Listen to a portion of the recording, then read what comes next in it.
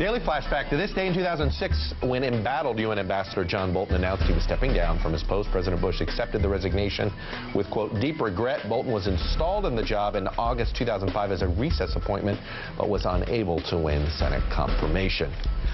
Speaking of the United Nations, despite a bipartisan effort, a UN treaty protecting the rights of people with disabilities will have a tough time getting the necessary votes when it goes to the Senate floor today. Yesterday on our show, two of the treaty's most prominent supporters argued the issue is misunderstood, misrepresented, and mired in old UN politics.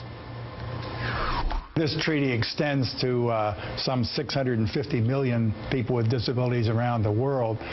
The rights and opportunities guaranteed by our Americans with Disabilities Act, that's the model. Opponents of the treaty, Chuck, either misunderstand or choose to misrepresent what it's about. We always knew it was going to be a close vote because it's caught up in UN politics. Well, let's bring in our Tuesday gaggle. Trip Baird from Heritage Action for America, a group that opposes the UN Disabilities Treaty. Democratic pollster Margie O'Mara and Nathan Gonzales from the Rothenberg Report and Roll Call. So, Trip, as promised, yesterday we were speaking with some folks at Heritage Action. You guys wanted to explain, give you a proper forum to explain your opposition to this treaty. So, why do you oppose this treaty? Well, we appreciate you having us on.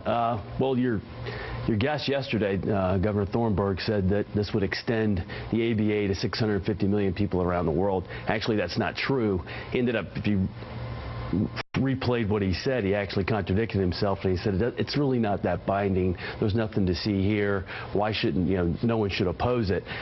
The story everyone needs to understand is we've been a leader in the rights for disabled around the world. We will not actually sign the treaty. We'll give leadership to some so-called experts on disabilities in Geneva every year that tells us what to do. So I think there's a sovereignty issue there. We don't need to seek leadership.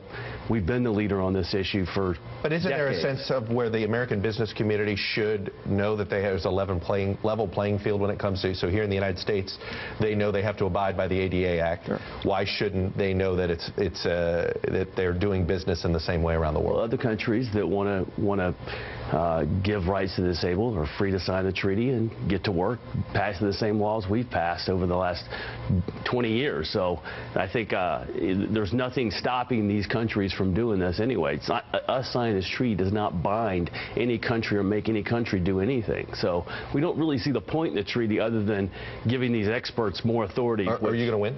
Do you think you've got the vote? I think we're going to win. I think we're about 4 or 5 votes ahead of them right now, so I think I'm not predicting it just yet. We'll know at noon. Nathan, what's interesting here, and you follow the Senate politics pretty closely, is that what we're seeing is sort of a growing divide inside the Republican Party between sort of the old foreign policy guard, the Dick Lugers, the John McCains of the world, versus this new foreign policy guard. Some of it's led by John Kyle, who's not an isolationist, if you will.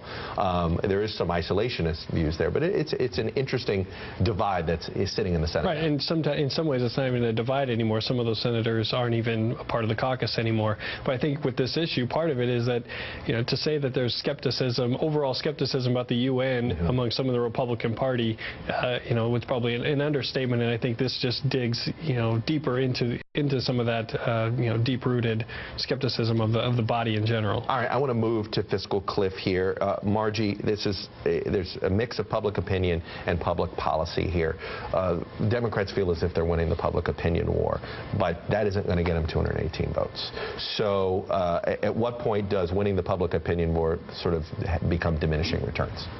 Well, I don't think it becomes diminishing returns. I mean, you see consistently that the exit polls show that people not just support President Obama, but support seeing the wealthy pay a little bit more in taxes. Half of the electorate said that. An additional little bit said everybody should pay a little bit more. So a clear majority said that. Consistently, Washington Post poll showed right after the election and again now that more people would blame Republicans than the president if there is no deal. So I think Republicans need to really tread carefully. Look, I think it hurts everybody politically if we go over the fiscal cliff, but ultimately Republicans are going to pay a larger price. So it's about making sure they don't drive themselves off a middle-class cliff by digging their heels in to have lower rates, actually have lower rates for the wealthy than we have currently. Now Trip, you work for a group who's, you're trying to say, hey, we stand for principles, but you're not there to win elections. You're there to win policy fights.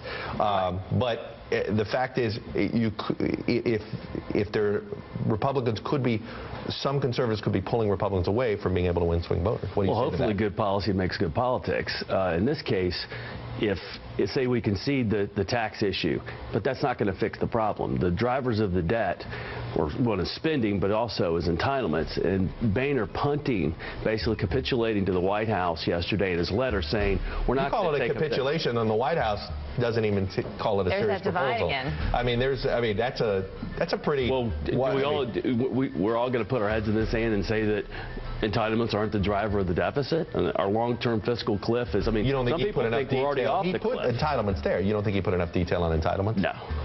Well, that'll be interesting to think. We'll get him to answer that question when we come back. Trivia time, we ask how many current senators are named John?